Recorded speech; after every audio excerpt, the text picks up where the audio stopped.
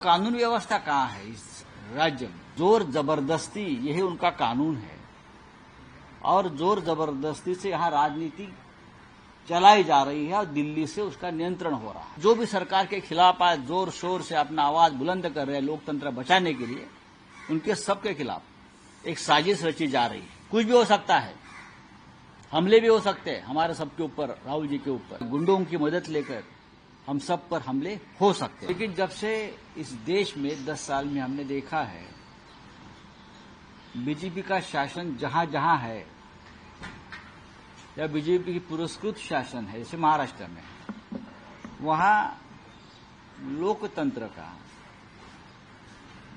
Freedom of press, freedom of expression का कोई वजूद नहीं रहा। अब जिस विधायक का आप नाम ले रहे हो वो तो सत्ताधारी पार्टी का है एक विधायक, और दूसरा विधायक जो है जितेंद्र आवाज, वो विपक्ष का है। दोनों के ऊपर हमले होते हैं। तो कानून व्यवस्था कहाँ है इस राज्य में? कहाँ है पुलिस, कहाँ इंटेलिजेंस है?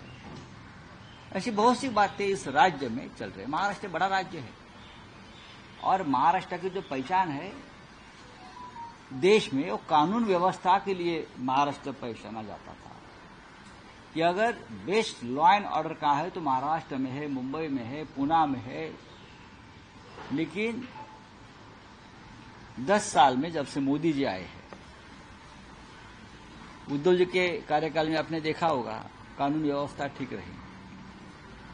लोगों को जो दंगे भड़काने वाले या इस प्रकार से काम करने वालों को बहुत कंट्रोल किया था। नेतृत्व था महाराष्ट्र को, लीडरशिप थी।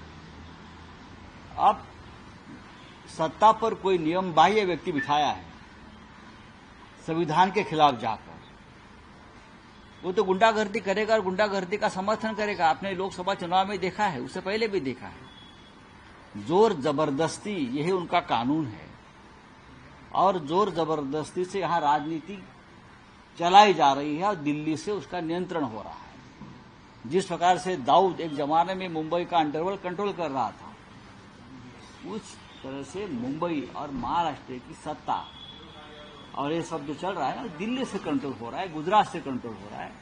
इसलिए हम सब उसकी कीमत भुगत रहे हैं। सर, राहुल गांधी ने किया है, ये कोई रेड हो सकती है, ईडी की रेड हो सकती है। राहुल गांधी कहा है, राहुल गांधी जी ने जो भी सरकार के खिलाफ आज जोर शोर से अपना आवाज बुलंद कर रहे हैं लोकतंत्र बचाने के लिए, उनके सबके खिलाफ एक साजिश रची जा रही है और ये साजिश यहाँ नहीं विदेश की भूमि पर रची जा रही है।